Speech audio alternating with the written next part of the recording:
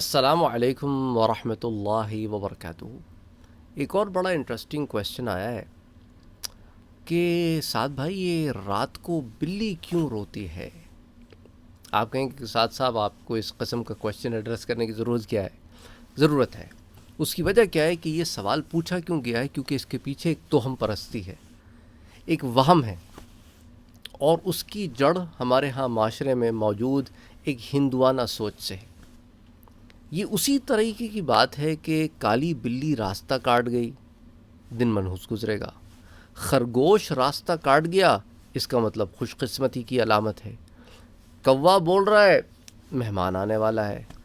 اسی طرح بلی رو رہی ہے تو اس کا مطلب ہے کہ محلے میں کسی کی موت ہونے والی ہے۔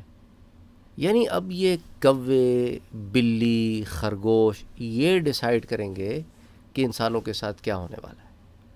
یہ عقل ہے ہماری، یہ مسلمان سوچ رہا ہے اس طرح۔ افسوس ہوتا ہے یار، افسوس ہوتا ہے۔ حضور اکرم صلی اللہ علیہ وآلہ وسلم عرب کے اس معاشرے میں مبعوث ہوئے جہاں پہ بہت توہم پرستیاں تھیں، بے تحاشا توہم پرستیاں تھیں۔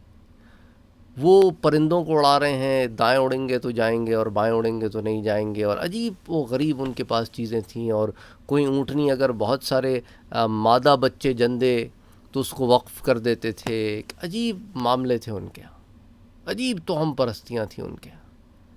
ان تمام توہم پرستیوں کو انسانیت میں سے ختم کرنے کے لیے اسلام نے، میرے پیارے نبی صلی اللہ علیہ وآلہ وسلم نے اسلام کے تعلیمات کے ذریعے انسانیت کو ایک بہت بڑا پیغام دیا کہ یہ چیزیں بیکار ہیں۔ لیکن آج کا مسلمان پھر انہی چکروں میں پھنسا ہوا ہے۔ یار یہ بلی کے راستہ کاٹنے سے کچھ نہیں ہوتا، نہ نمک کے گرنے سے کچھ ہوتا ہے، نہ خرگوش کے سامنے سے گزر جانے سے کچھ ہو جاتا ہے۔ وہ جو بیچارہ خرگوش کا فارم جس کا ہے تو اس کو تو سارا وقت کروڑ پتی ہو جانا چاہیے، اتنے خرگوش سامنے سے گزرتے ہیں اس کے، اور اتنی بلیاں راستہ کاٹتی ہیں دن بھر میں، اس کے لیے تو ایک بڑا مسئلہ ہو جانا چاہیے، ایک بہت بڑی خلق عظیم کے لیے۔ آپ کو پتہ ہے بلی کیوں روتی ہے؟ سائنٹیفکلی بات کرتے ہیں، سائنٹیفکلی بات کرتے ہیں ان لوگوں نے جنہوں نے بلیوں کو اسٹڈی کیا، انالائز کیا۔ بلی جب بور ہوتی ہے نا تو اس طرح کی آوازیں نکالتی ہے کہ آپ کو لگتا ہے کہ بلی رو رہی ہے، ایک ریزن۔ دوسرا ریزن، جب بلی کو بھوک لگتی ہے نا، اس کو کھانے کو کچھ ملتا نہیں، تب بھی ایسے لگتا ہے کہ بلی رو رہی ہے۔ دو ریزنز، یہ دو وجوہات ہو سکتی ہیں ہمارے ہاں۔ کبھی کبھی بلیوں کو کھانے کو کچھ نہیں ملتا، کبھی کبھی بلیاں بور بھی ہو رہی ہوتی ہیں، کبھی شغل بھی لگا رہی ہوتی ہیں، تب بھی ایسے لگتا ہے کہ یار پتہ نہیں رو تو نہیں رہ گئی۔ اور تیسری چیز جو زیادہ تر ہمارے ہاں یہ ہوتا ہے کہ جب بلا بلی ملتے ہیں، جب بلا بلی ملتے ہیں تو تکلیف سے بلی بلبلا کے روتی ہے، اور اس وقت بلا بھی چونکہ چیخ رہا ہوتا ہے تو دونوں کے ملنے سے ایسے معلوم ہوتا ہے، محسوس ہوتا ہے کہ بلی جو ہے وہ رو رہی ہے۔ اس کی وجہ یہ ہے کیونکہ جو بلے کا عضو تناسل ہوتا ہے اس پہ کانٹے ہوتے ہیں، اس باربڈ، تو اسے شدید تکلیف ہوتی ہے بلی کو، اور ایک دن میں کئی دفعہ دونوں ملنے 24 آورز میں، تو پھر بلی کو حمل ٹھہرتا ہے۔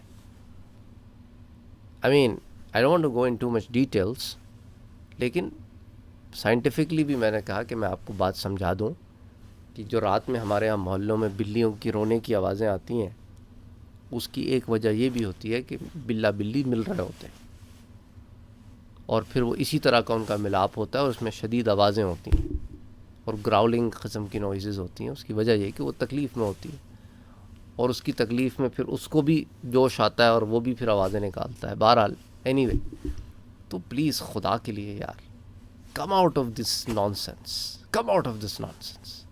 کب تک ہم ان چکروں میں پڑے رہیں گے یار؟ یعنی ہمارے پاس ایک اتنا خوبصورت دین ہے، لا الہ الا اللہ محمد الرسول اللہ صلی اللہ علیہ وآلہ وسلم، اللہ کے سوا کوئی عبادت کے لائق نہیں، اور محمد مصطفیٰ صلی اللہ علیہ وآلہ وسلم اللہ کے رسول ہیں، اللہ کے نبی ہیں، خاتم الانبیاء والمرسلین ہیں۔ اس کے باوجود مسلمان انہی چکروں میں پڑا ہوا ہے۔ اللہ ہدایت دے۔ اور پھر مسئلہ پتہ ہے ایک اور چیز ہے، ہمارے ہاں کچھ لوگوں کی ان چکروں میں چاندیاں بھی لگی ہوئی ہیں، انہوں نے لوگوں کو انہی چکروں میں لگایا ہوا ہے، یہ ہو گیا تو وہ ہو جائے گا، وہ ہو گیا تو یہ ہو جائے گا، پھر اس کے اندر پھر یہ اس کے پاس جاؤ، اس کے پاس جاؤ، یہ تعویذ کرو، وہ تعویذ کرو۔ یہ بڑا ایک مارکیٹ ہے یہ، پہلے تو بہت بڑی مارکیٹ تھی، اب شاید شعور کی وجہ سے شہروں میں مارکیٹ چھوٹی چھوٹی ہوگی، لیکن چونکہ شہروں میں آبادیوں کا والیوم اتنا زیادہ ہے کہ یہ پھر بھی ہر جگہ یہ عامل بابا اور کالے پروفیسر اور کالے ناگ یہ ہر جگہ چل جاتے ہیں۔